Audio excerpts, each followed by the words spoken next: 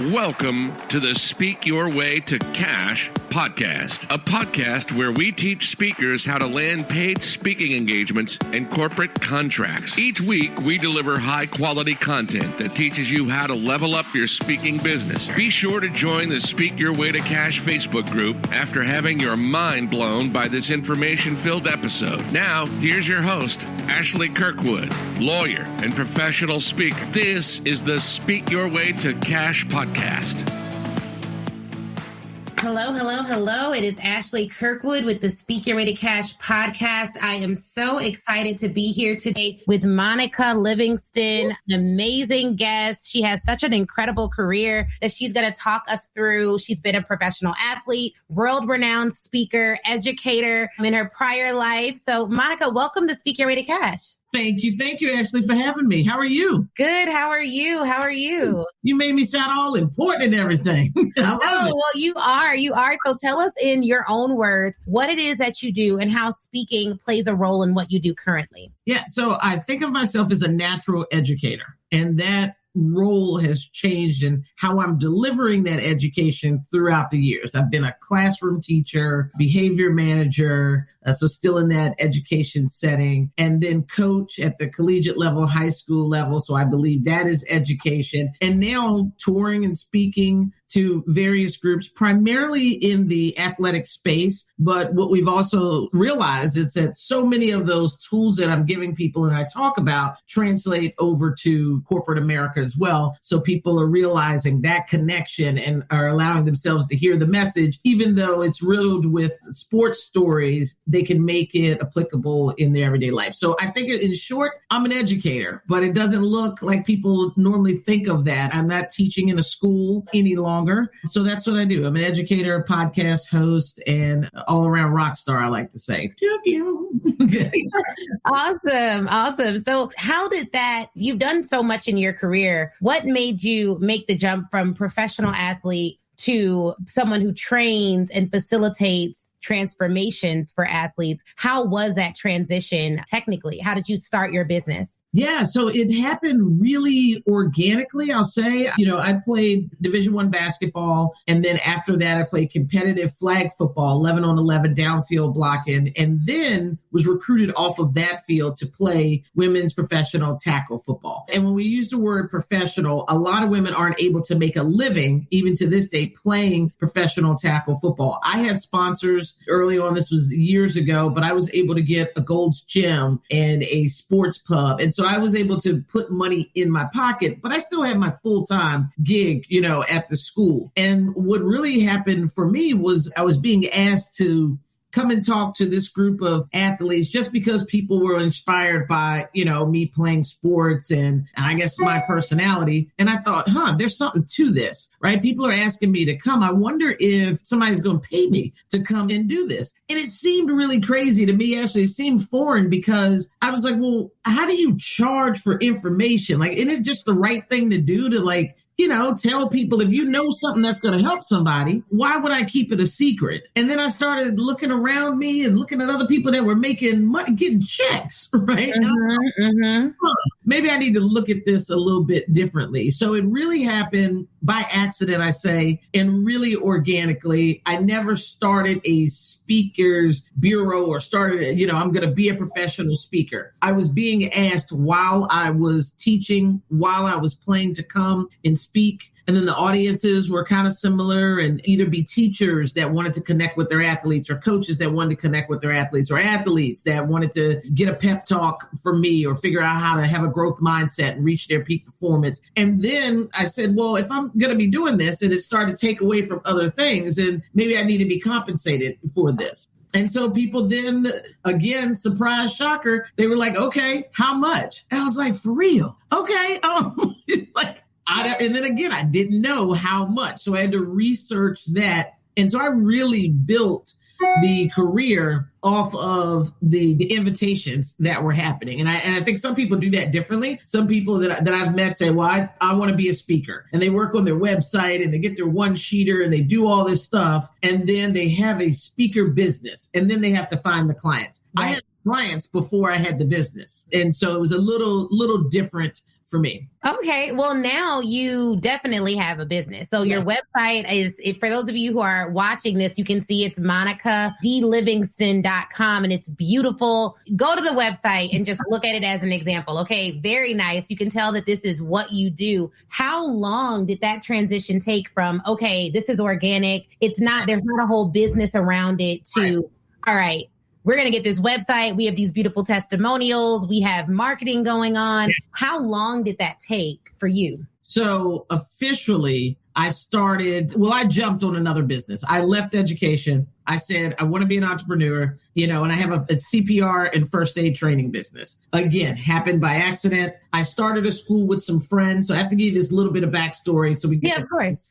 So I started a school. I left, working in traditional education, saw a need for special education students in the District of Columbia. Another teammate of mine that played women's tackle football. We started this school for students that were 17 to 22 years of age, read on a third grade level. Their math scores were so low that we couldn't even test their math scores. All had a IEP, a full-time individualized education plan, and 97% of them had been involved in the juvenile justice system. They had already been locked up, and most of them several times from 17 to 22 years of age. And so our whole point was academic remediation and workforce employability. So in order for me to get the kids jobs, to get them into restaurants and retail, they had to be CPR and first aid certified. So I literally became CPR and first aid certified at the instructor level to meet that need with the school. But two things were happening. We were building the school. I got that entrepreneur spirit. I got that spirit that said, oh, we can do this just because I like to do it this way. And we would meet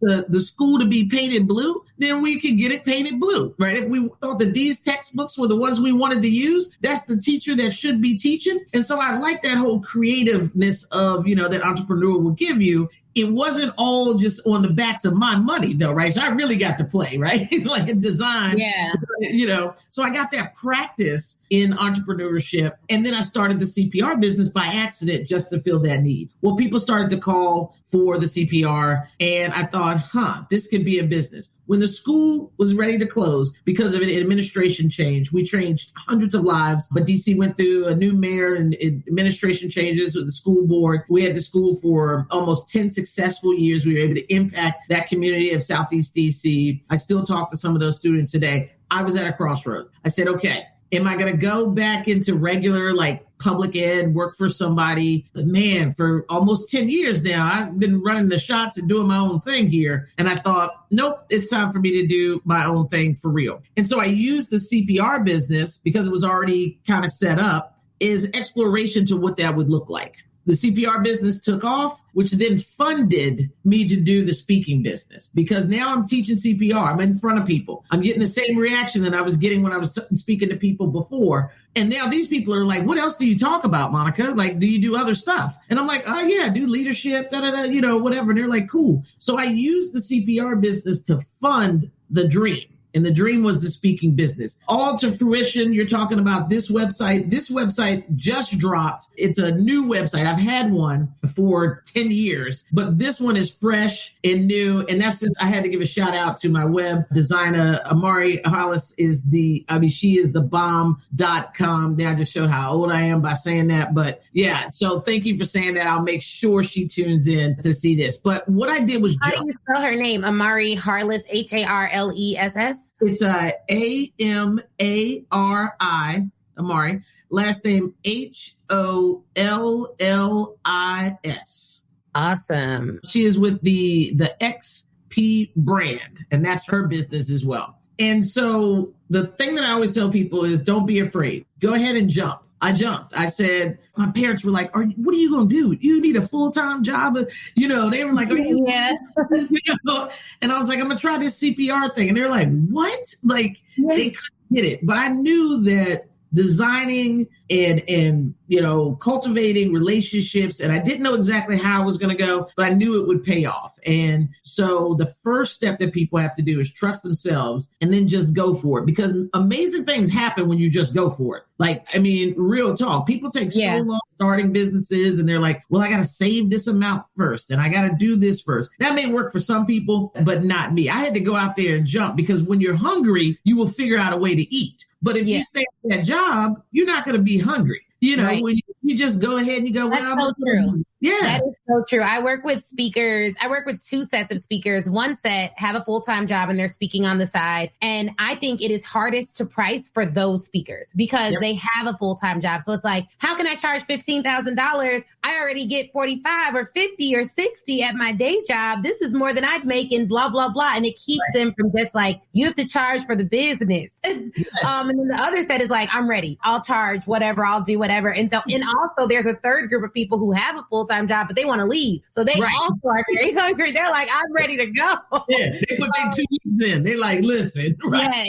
Yeah. So jump. And then I think it really took about, to what you see now, 3 years. 3 years to where I now am like, this is what I do all day, every day. For the last 3 years, I haven't had to do anything else other than speak. And, I ain't trying to brag them, but I'm doing all right. You know what I'm saying?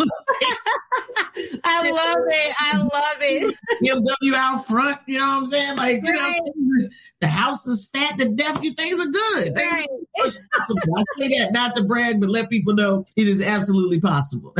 No, I love that. That's so good to know. And so for a lot of people listening, they're like, okay, Monica, I hear what you're saying. I'm ready to jump. I want to take the leap. And I'm like you. I left a $300,000 job. I had 0 clients, 0 prospects. And within a couple of years, we made that plus more just because I was like, first off, I didn't leave a cheap job. So I couldn't, we had to replace significant income. So the way that we priced and our strategy was just so different because we had a different need to meet. Sure. And I wasn't going back. I did not want to go back. Right. But for people listening who are like, they've been in the grind for a while, they've been speaking for a while, and they're like, well, how does it look behind the scenes? What are the revenue streams of a successful speaking business so I can get the Beamer out front, so I can have the nice house? What are the different revenue streams in your speaking business? Yeah. So I'm glad you said that. I'll give that. And then I want to, let me jump back real quick about the jump thing, because I feel like I leave people out there. You got to have some support. Right. Don't jump by you. You can jump by yourself, but when you land, have some people down there going, dang, girl, we didn't think you're going to make it, but welcome to be down here. Like, you have to have that, because there are going to be days where you need those people. Definitely. Revenue streams. Here's what I have done that I think is successful for me. I'm working on the book. Book's not out yet, but that is a very important one in terms of traditional speakers to have classes they sell, a book that they sell. So you got to have product and different classes that you sell. You got to have a book that you sell, and then your signature speeches that you sell. Some people have found some success also, and I'm getting ready to get into this space of merchandising once you build that following based on the aforementioned things. So those would be the important ones that I think any speaker should be trailing towards. The other thing that I've done, though, is partner with people. And I am a big collaborator. For me, what's easy comes naturally for me is people, meeting with people, networking with people. Like, that's my thing. That's my jam. People are like my thing, right? So leveraging those relationships, not manipulating them, not using them, but leveraging them in a mutually beneficial way. So they're getting something out of it, I'm getting something out of it, has been extremely lucrative for me. For instance, I speak on a couple of different platforms. I have my own stuff. I have my own signature packages. I have my own intellectual property, but then I'm also on other people's platforms. So for instance, Positive Coaching Alliance, they were one of my favorite clients, where I travel the country with them talking about the power of positivity in youth sports. And they do everything from book me, rental car, blah, blah, blah, whatever. And I go and I speak on their platform, their curriculum. Of course, I put the Monica Livingston, little sauce. You know what I'm saying? Right. And they want me to do that. And kudos to them for doing that, which is why we've been able to have such a long relationship. I've been with them 4 years on that platform. I'm with Electives.io. So I'm with Electives. Electives gives me the ability to teach my own classes, but they help me find those gigs, book it for me, negotiate price for me. And then all I do is show up and speak and teach. Maryland Business Education Roundtable. So all these different spaces I partner with for them, so that when Monica Livingston hasn't sold Monica Livingston, or it's dried out for whatever reason, I have these other streams of income. And so that's how I protect myself from a revenue perspective and that's why the ADHD ends up being a blessing at this, because I can have my hand in several different places and have it be beneficial, again, for both of us, but for me. So that's how I make it work. Okay, I love that. And so are those like agency relationships, or did you go up to the organization directly and pitch them and say, hey, this is what I have going on. This is who I am. I would love to partner with you. And this is what that would look like. A little of both. And I tell people do both, right? There have been people that have called and said, we want you on our platform. There have been other people I've called and said, hey, I want to be on your platform. And then be ready for some pushback. For me, some of that pushback looks like, well, you can be on our platform if you pay us $9,000, then we'll give you our stuff and you can talk about it. That's not for me because I don't need the stuff. I have my own stuff. Right. I think those things are super important when people are branding themselves, starting out, redefining themselves or rebranding themselves. To have a team that helps you structure, it can be so beneficial. But that's not where I am right now. So for those don't work for me. So more of the agency type or me just cold calling and saying, hey, I see this is what you do. I can do that, also and with you or for you. That makes a lot of sense. Okay, that's really good because I think a lot of people forget the power of collaboration as a speaker and they miss out on some of those opportunities because of it. And so for you then, because you've spoken for the NBA, the NFL, MLB, FedEx, like you won an award actually, and I want to make sure I get the name right, funniest sports celebrity in Washington from Comcast Sportsnet. Yeah. So, you've spoken for some big names and received some big awards. Do you do some outbound pitching to receive those? And what does that look like? Yeah. So the outbound pitching is normally I had already been in those spaces and see a lot of this is why networking is so important. Because I don't necessarily have this standard pitch that a lot of speakers have. I've been in a space in a room with, the director of public relations for the Washington football team, right? And so I'm in that space for an event. And then after that, I'm like, hey, what do you guys have going on with the foundation? Oh, we're looking for a speaker for this. Really? Hey, I do that. Okay, so my pitch is kind of covert or undercover or more just conversational than it is, here's my deck, here's my speaker sheet. Now, I do have those things. I have those for those cold call things. But this is why I talk about, I have this thing where people say location, location, location. One of the classes that I teach is relationship, relationship, relationship. I truly believe that everything, good and bad, that happens in our lives is based on how we interact and treat people and who we surround ourselves with. I don't care. Good or bad, you can trace it and find out, that's why that bad thing happened because I shouldn't have been messing around with him because his cousin's sister I knew was crazy to begin with. Right. And you can trace good and bad. I think that principle and practicing everything that we learned in kindergarten, be nice to people and share your toys. Those two things, those two principles together, man, I think will change your life. You can reach peak performance like never before. So that's why for me, relationship. So I don't have to go through those hoops. I've never been in one of those situations where I've spoken for some of those groups that you mentioned where I bid for it. We're taking speaker requests now. Right. Everybody is submitting and I'm waiting to hear, I hope they choose me. I hope they choose me. It has always been a personal relationship that garnished those opportunities. That makes sense. And so for people who are like, okay, I didn't come with those relationships, but that's the market that I want to speak to. I think it'd be helpful to hear what are some of the job titles of the individuals that you've worked with at those sports institutions specifically that may be seeking speakers so they can start joining associations with them. Is it director of PR or what are some other job titles that you found you've interfaced with to land those engagements? Secret sauce for the professional sports teams are their foundations. Okay. Find out what their community foundations are and then use to get in there to speak there. So for instance, tomorrow night in collaboration with Positive Coaching Alliance, Arizona Cardinals Foundation. Arizona Cardinals Foundation is putting on a series for coaches and athletes, right? So I'm speaking to tomorrow night, I think is coaches or is it athletes? I don't know.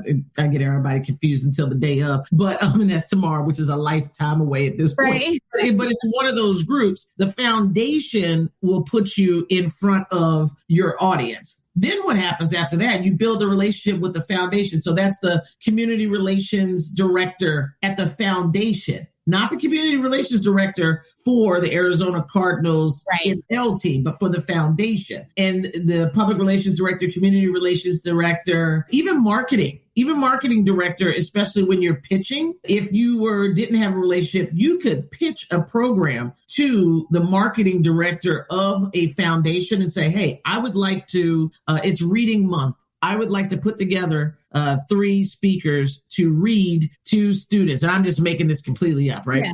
To read to students virtually 3 days a week in, whatever your team gear is for $1,500. Marketing also has their own budget. They have their own money. And what they care about then is, okay, so how does this relate to marketing? You're going into the schools, the kids have parents. Parents buy tickets to the game. You're going to wear the gear while you're reading. Oh, and it's a feel-good thing. So marketing then calls community relations. They get on the phone with each other. I can put $1,000 on this out of my budget. You can put $500 on yours. Yeah. Now you found your money.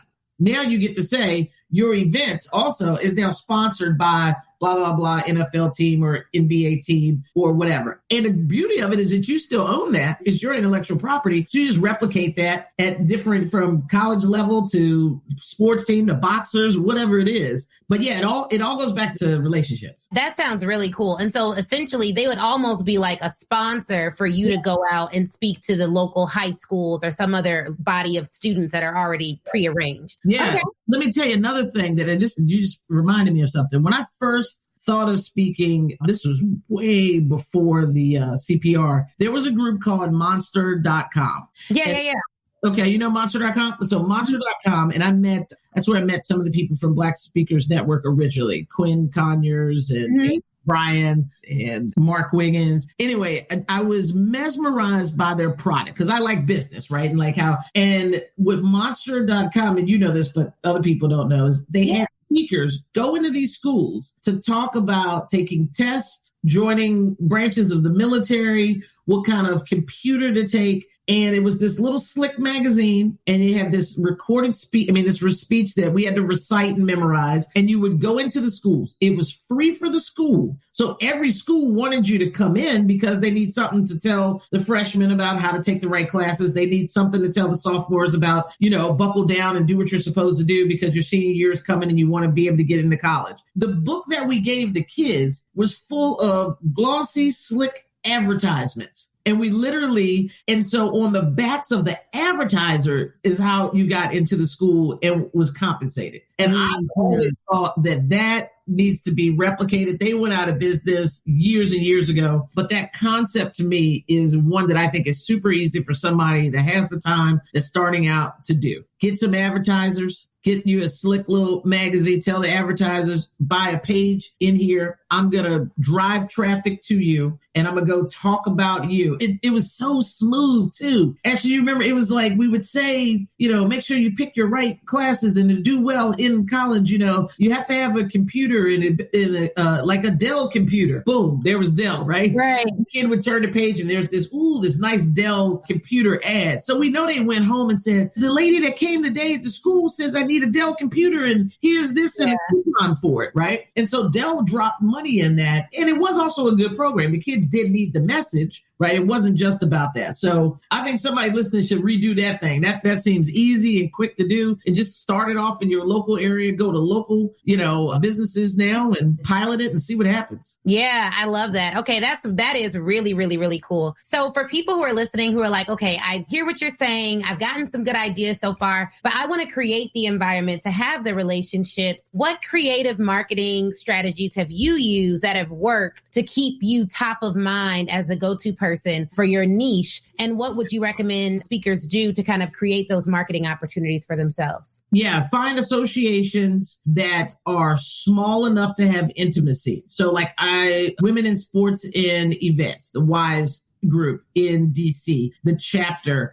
is pretty small, but it gives you an intimate opportunity to talk with women that are in the business of sports and collaborate with them. You don't want to join a huge association. You might want to join that to have those letters or put on your resume that you pay your dues, but you've got to find a group that you can have that intimacy with. So that would be one thing, is to do that. If there isn't one, create one and invite these people that you want to actually end up pitching to, invite them to be speakers on a panel or something, right? Mm-hmm. So we don't know. So say, Ashley, you and I are starting out and we're like, man, we really want to be pitching in front of the school board education, so we can get all the schools in DC, right? Let's say that's what we want to do. So then you and I have an event that we want to talk about education, and we invite the players at various levels in different school systems, even private, public, charter, get someone for where we want to pitch and ask them to be a part of our panel. And then we market that. Well, now they come in. That intimate time that we get before, like, hey, guys, we're going to start at 10 o'clock.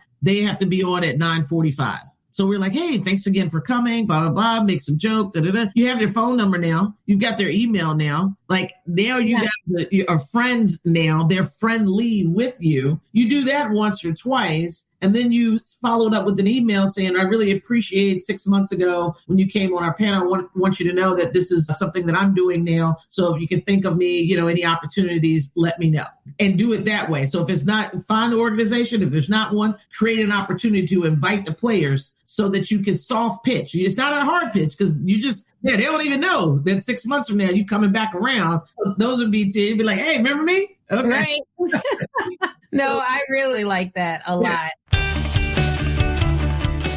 Hey guys, thank you so much for listening to the Speak Your Way to Cash podcast. Real quick, I would love if you applied to work with us at Speak Your Way to Cash. In fact, I have created a short application that would let me know if you are the right fit. If you are a speaker looking to land 5- and 6-figure speaking contracts, you should 100% apply to be in the Speak Your Way to Cash Academy. And here's the beautiful thing. If you get accepted into the Academy, you are automatically able to listen to a 2-hour training where I break down the paid method that myself and my clients use to land 5- and 6-figure corporate speaking contracts. All you need to do to apply is go to ashleynicolekirkwood.com/apply. Go to ashleynicolekirkwood.com/apply. Again, go to ashleynicolekirkwood.com/apply. Now, if you want to make it even easier and you're already on your phone, pull out your phone and text me. That's right. You can now text me directly to apply and to learn more about working with Speak Your Way to Cash. So you can text me at 312-847-4590. Again, 312-847-4590. Just text me apply to 312-847-4590. All right, guys, let's get back to this great episode. And so in terms of people who are thinking, I want to do more with larger organizations, but I keep running into people who don't have a budget or who have a very small budget, what trends have you seen in terms of where the money resides in your industry? So what are people willing to pay for? Are they more willing to pay for like a $15,000 keynote, or are they more willing to pay for a workshop series of some sort? And that's how you get into the 5+ figure range. Yeah. So I've had really successful opportunity with the series. Anywhere 60 minutes, you can get $2,000 to $3,500 for an hour virtual presentation, right? And then you can roll out monthly. Oh, I'll do this. I'll check in with you guys. There's some homework. I'll do a 30-minute follow-up. Be creative. What people like right now, especially with COVID and now that everything's moved virtually, is creativity. One of the things that we're doing when I'm working with electives is sending follow-up. I just did a implicit bias training with a company, 40 HR professionals. After that, I send a little video saying, hey, how are things going? Reminding them of some of the tools to keep that connection. Because after that 60 minutes, they go back to their regular life. Right. And they forget about you. So we want to keep them thinking about me, us, them, what the assignment was, which is to, remove biases. But whatever your topic is. So that would be one way. The COVID allowed for things to change and people had to be ready for the pivot. The money is still out there, though. The money is there. I always say there's no shortage of money because they print it every day, right? So they do. They make it every single day, right? And so the shortage is just whether you or I have it or not. There's no shortage on money. It's there. Somebody either has all of it and we need to figure out how to get some of it, but there's no shortage of money. And so what I have found is a lot of times even the budgets people are so desperate for content right now that they want to do anything for their employees. And they're not spending money on other things that they used to. The coffee fund at the office Where's that money now? That money should be coming to you to show up Right. because nobody's at the office drinking coffee, right? Exactly. So there is money, and corporate America is where the money is, though. I would say that part for people I was just having this conversation with a friend. He's in schools, and he's speaking in schools, and he's like, man, struggle for the school money budget. I'm like, yeah, here's what you need to do. Bump up your same stuff to corporate. If that wants to be your space to give back or whatever, do that, but go get your corporate dollars and to let it fund your passion. Like I had to do with the CPR business. Get the money and let it fund what you're passionate about. The other thing is don't forget about sponsorship. So if you're finding that people are like, we don't have that money right now to have you come in because of COVID, because some businesses have been hit hard, right? We don't have that money. Find someone that will sponsor you going in. And it's okay to say that. It's okay to say, when you come to me and say, hey, Monica, we wanted you to come in and speak. We want you to do this leadership training. I only have 500. Now, I told you before we had this call that my price was going to be 1,000. I'm just throwing out numbers here. Then I say to you, okay, Asha, I appreciate that. Thanks for, having the 500. I'm not certain we can do it for that, but here's what I'm going to do. Let me look and see if I can find someone that's willing to sponsor you guys for the additional 500. And why don't you look and see if you can find somebody that's willing to sponsor for the additional 500? Two things happen. One, sometimes I can go and find a sponsor. Also, what has happened is you may go, because you're looking at it differently now, and go and say, who do we know as a company that could sponsor this? So you may find the 500, or you may realize that, man, she's serious about really coming. So maybe we can find it someplace else in our budget. Because I use the word sponsor, it gives you an opportunity to think about where to get the funds from differently. And I think, I think the same thing is true of consumers as with corporations a lot of times. So when people work harder for something, they typically appreciate it more. And sometimes you just need to give your client the room to go find their own money. Yes. So a lot of times, because I know time sometimes can be slim, I haven't done it where I've gone and found a sponsor. I've done it where I've been like, they say they don't have the money. And I'm like, okay, well, why don't we do this? Because you already told me that this is something that you want. Let's check in next week about it, and you can convene with your people and see how you can afford it. And we've had people come back and say, we found the money, because sometimes you just need to give them permission to take a space before you go and lower your rate or go start doing all this extra work. I love it. One thing I see with speakers all the time is I remember in the very beginning, I'd be like, oh, okay, well, they don't have a budget. Let me offer them 15 ways to pay for it. And the same thing is true of consumers. We'll be like, oh, you can't afford it. Well, have you considered this? Have you saved this? If you just save $15 a day for the next 7,000 days, you can, right. It's like, I'm not even doing you a service because you're, right. First off, now you're overwhelmed. So sometimes just let them take some time to figure it out, check in next week. And this is why it's so important when you're working with people that you get them to say, and it's true that what you have, they want. After they want it, I think figuring out the money piece is literally the easiest part of it. Yes. The hard part is getting them to say, you know what, that sounds interesting. And right. For a lot of speakers, they approach sales and strategy with the client is doing me a favor. And if the client is doing you a favor, you should not be in the business. Right. So I do not want to go around with clients that are doing me favors. I'm an attorney by trade. I also speak. No one's doing me a favor. Everyone's paying me to do a service, and I have to deliver on that service. So from that perspective, you're helping them. Yeah. No, you're so right. I love that you teach people that part of the business for two reasons. One, because everything you said. And secondly, you making it bad for other speakers out here too, because if they think that they can get it for free or discounted or this is negotiation, that's bad for me when I walk in and say, they're looking at me like I'm crazy. First off, you're not going to get the same thing because it's only one Monica D. Livingston. But I'm saying, they devalue the business as a whole by doing that. Now, having said that, do I think that people should speak for free? I think starting out speaking for free, or even there have been things that I'm passionate about, well, I'll donate my time. But everybody knows that is what is happening, which also I think is value, right? It's showing value. I'll say, hey, because this is the Boys and Girls Club of America, whatever, 25th anniversary, I'll do this for you guys. But everybody must know that that was a donation, right? I'm claiming it,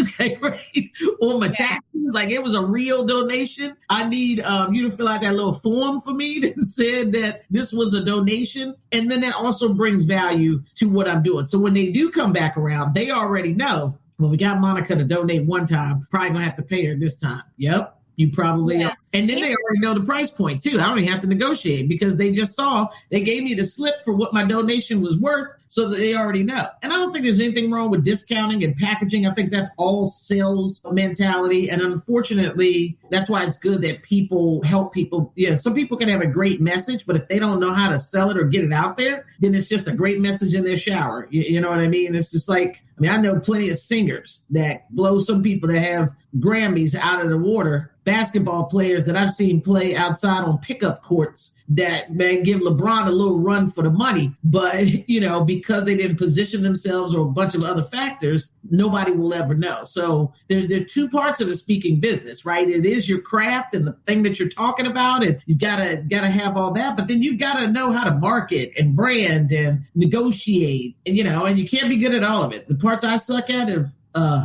like invoicing for both of my companies. I just suck at invoicing. And I don't know why, because that's the part that should be the fun part. But any kind of attention to detail, because my ADHD is off the hook. I'm grandiose thinker. Dotting I's and crossing T's are a little stressful for me. I have 3 invoices. I need people that owe me money that I have to do when I hang up with you. And it was last week I did something for them, and they're like, we're waiting on the invoice. I'm like, yeah, I know. But that means logging into a very boring system. And so this is what I'd rather do. Chill, hang out, chit chat with you. So. Yeah. So it's so many parts to it. And I would say for anyone who's building their business or who's listening to this, make sure you build a business that you don't have to recover from as you grow. So one of the biggest mistakes I made early on, I don't know if you did this too, Monica, but I would do things that I would never, that I knew I would not be able to sustain if the business lasted more than 5 years. So I was building a hustle business. So everything was small. Everything was very cumbersome. Every one engagement took 25 to 50 hours to fulfill, but I was paid for 30 minutes. Everything was just very cumbersome. And so I think if you're just starting out, the great thing you could do is just to map out what you want that process to look like. Yeah. So how are you going to get clients, and map it out from how they're going to come into contact with you all the way up until after the event and you're asking for the referral. And if you map that out, what it looks like at each stage, it'll be so much easier. And then 2, price it for success as though you'll be there in 20 years. So our average package size is $50,000 to $75,000. That's average because, first of all, I'm not going to serve 100 clients a year until I retire. That's craziness. I'm not going to do that. Right. Some people love doing that. I never like doing that. So that means I want to focus on 10 to 15 amazing clients a year. So that average package size has to sit right around there. We have some on the higher end, some on the lower end, and every now and then we'll do something beneath that. But it's built for the business to last, and then it's built for me to sell the business off into the sunset. So you know how you want to build your business so that you're not recovering from it in year 2. And because I genuinely think it was just a lack mindset. I was like, look, I just got to hurry up and eat. And then you look up and you're like, now I have way too many clients. I don't even love who I'm serving. This is not what I want to do. It's not built to sell. There's no process anywhere in sight. And so I had to go back after my first year and just say, okay, let me step back. Let me not do any outbound promotion. Let me get my house in order and think through, of all the people we've served, who did I love serving and what was that price point and where do I feel I can serve from an abundance place where I can hire out to serve on the contract, not that I have to do every little piece of every little thing. I think most people don't build their business imagining what it'll look like in 10 years because you can't imagine next week. So that's the problem. Oh my gosh. Mic drop. Okay, it's done. Oh, y'all, she's supposed to be interviewing me, but she just dropped. We don't even need to talk anymore. That right there is golden in the gym, and you are absolutely 100% right. And and I'll just say it a little differently. I did the same thing with the CPR business. This is when I knew that everything was messed up in terms of my systems. When people were calling me I'm not advertising, I'm not doing them. When they're calling me saying, hey, we need you to come again. We're excited about the class. They're paying first, and then they need something from me, a date, a Zoom, whatever it is. I'm like this, and I'm annoyed. I'm annoyed by them. I thought, the nerve of me. Okay.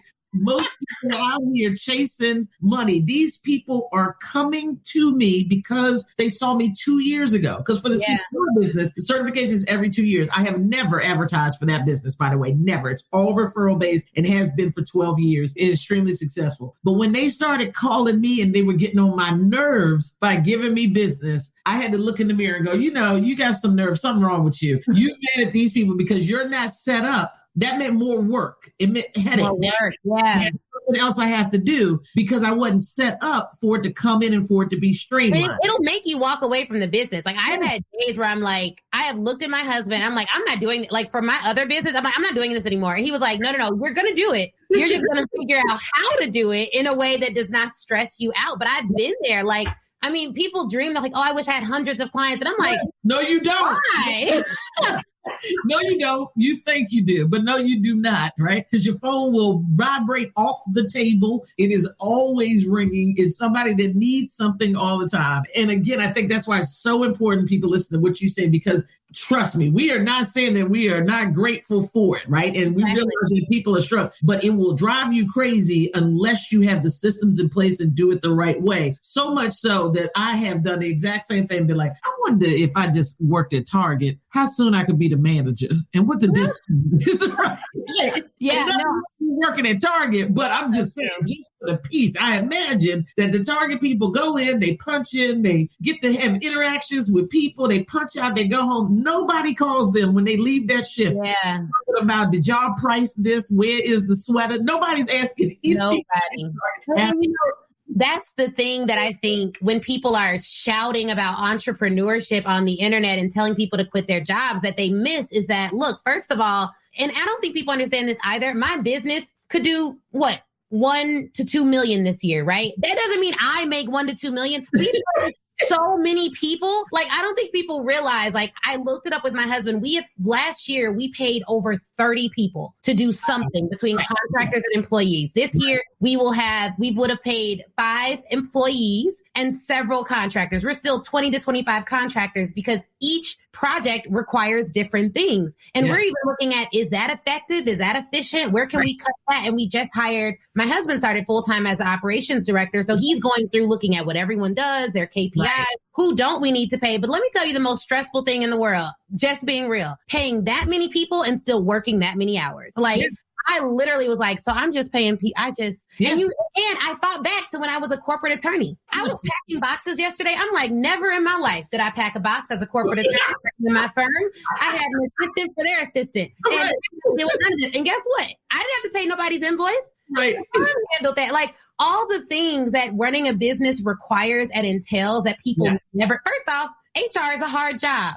Oh, yeah. I don't have an HR director. We have an outside HR consultant, but hiring people, letting them go, making sure they're off-boarded, doing exit interviews, figuring out why they left, all of that stuff is on you as a business owner. It's not necessarily on you as a solopreneur, but for people who are like looking at the folks who make 7+ figures, you're like, well, how do they do? I don't pay myself $1 million a year. You say you're the last to get paid. And if the salary cut needs to be made, I'm taking it. So I want people to be reasonable in the fact that, like, you need to, because I interviewed someone else, Monica, who was so cool. She said she doesn't have any employees because she doesn't want the stress of having to answer all their questions. And I don't know why, but that was the first time I realized, like, that sounds really good. I was like, And like, my whole business model is set up for that because I just don't like it. And I'm like, man. And I'm in that same boat. So for the CPR business, I have independent contractors, right?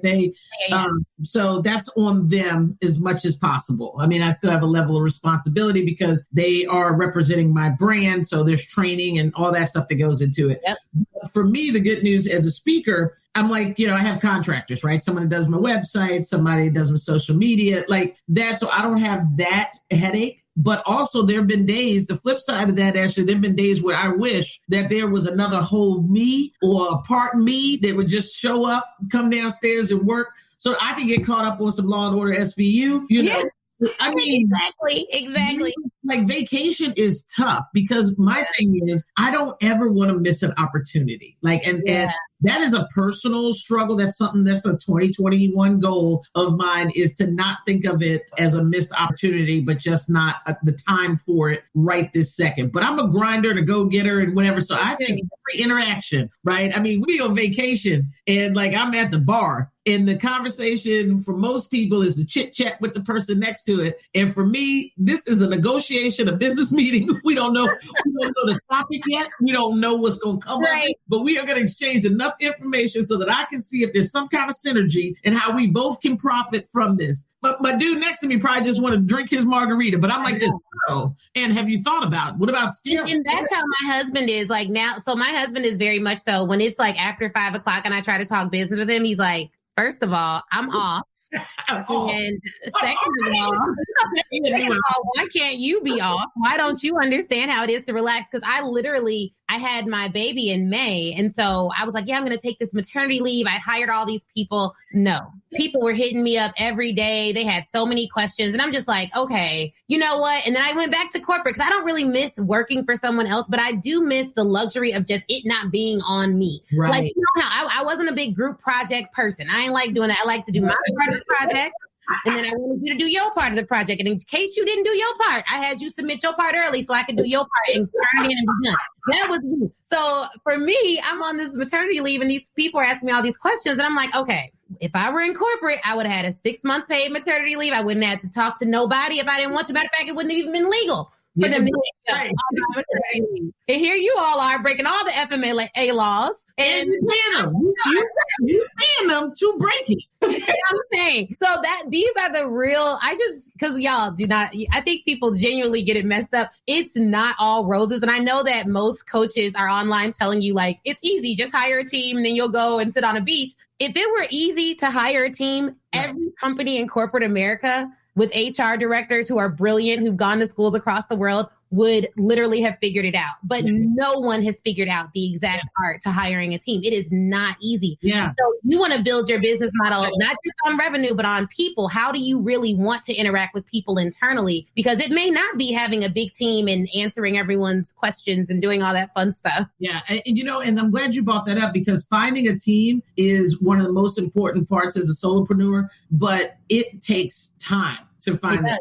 I can't even tell you how many conversations I've had with people about a website who couldn't get what I was saying I wanted, right? I've had several versions of it. This one here, that's why Amari again, girl, this one here, I literally today, it's so weird you said that. On my other computer that's right here, my desktop, it was on, I was working here. And so it came up. I guess I was on it yesterday there. And out of the corner of my eye, I could see it. And I literally paused and I was like, that's handsome. That's a handsome website right there. And then I went back to working. So she crushed it. She killed it. But it took me 9 different people before I found Amari. I believe you. That didn't get it. And all, wait a minute. And all, by the way, all wanted some money while we were having a vision and a meeting and whatever. And probably a lot of money. Yeah. And I've been the same person the entire time. So just finding somebody that got it and that connection, and I had to let go of some things. Amari, she told me, she said, I do not work the fastest. She said, this website will not be done in 3 days. And I'm like, well, do you need some more money so it can be done in 3 days? Because I can pay you some more. She's like, no, I don't need any more money so it can be done in 3 days. It will be done right. And I'm like, I know, but I'm thinking about, what about 4 days, and some more money. She's like, get away from me and let me build your site.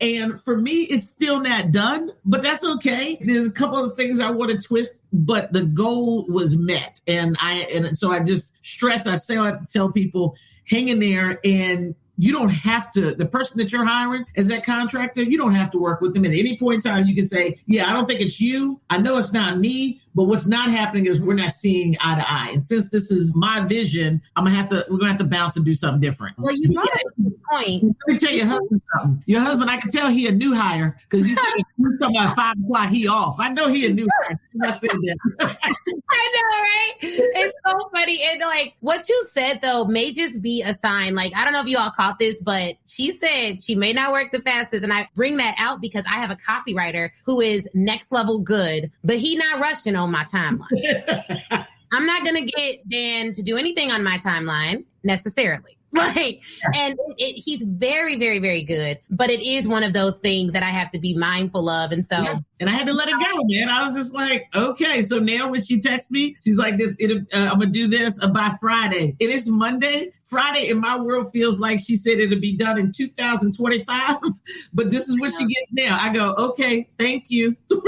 Right. Because you know how hard it is to find someone who's excellent. So there are some concessions you have to make. That's just common in the contractor world. Versus an employee, they'll show up every day. You may or may not know what they're doing, but they will show up. And so it is a different level of commitment from contractors versus employees. And there's good people everywhere. And through the years, we found amazing people. But for people just starting out, the one tip I can give when I look at the people who I love working with on my team, they typically have one job to do every week, and it is the same deadline. Right. Every Friday, they're editing this podcast. Every Monday, they're checking my Facebook group. So to the degree you can, if you can give people, when you're just starting, like, this is what you do every single week. This is how I want it done. It's all written out with videos and pictures and everything. You're going to have a better experience. But Monica, this has been amazing. I feel like we could talk all day. Where can people find you, and how would you like people to connect with you if they just want to give you a shout out and tell you how amazing this interview was? It's my social media handles. My social media person would kill me right now. My Instagram is Livingston3636. Also on Facebook at Monica D. Livingston. Facebook will tell you how old I am. Twitter, yeah, I don't think we do Twitter, but I'm supposed to, but I think it's Livingston3636. The website is the main way. You can fill out a form there, www.monicadlivingston.com. I love people so much. Girl, text me, 703-898-2754. Okay. I am highly responsive via email and text. Everybody in the world already has my number.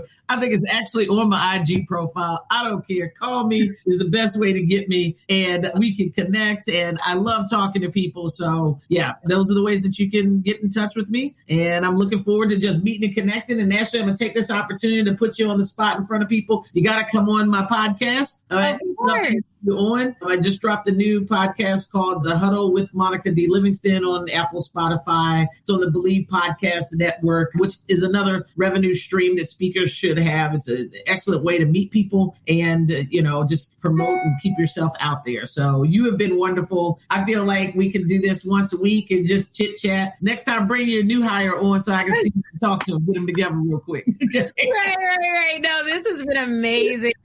I'm so happy that we got a chance to connect. And you guys, check out the Speaker Ready Cash podcast, share it with your friends. Make sure you leave us a review and reach out to Monica and just let her know that you enjoyed hearing her on the show. Appreciate you guys, and see you next time on the Speaker Ready Cash podcast with Ashley Kirkwood. All right, wasn't that interview amazing? If you're anything like me, you have pages full of notes. But here's the thing.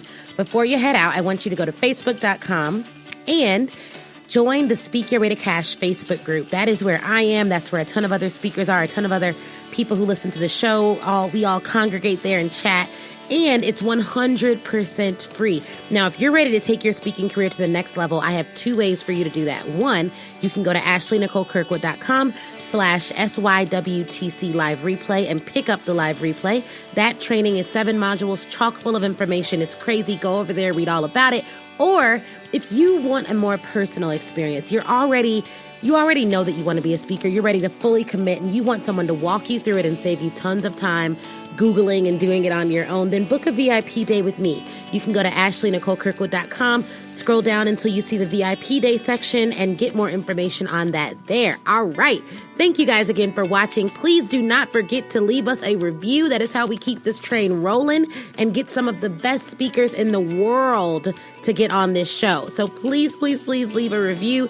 Shoot me a message on Facebook or Instagram, and Facebook in the Speaker Way to Cash group, Instagram at the Ashley Nicole Show.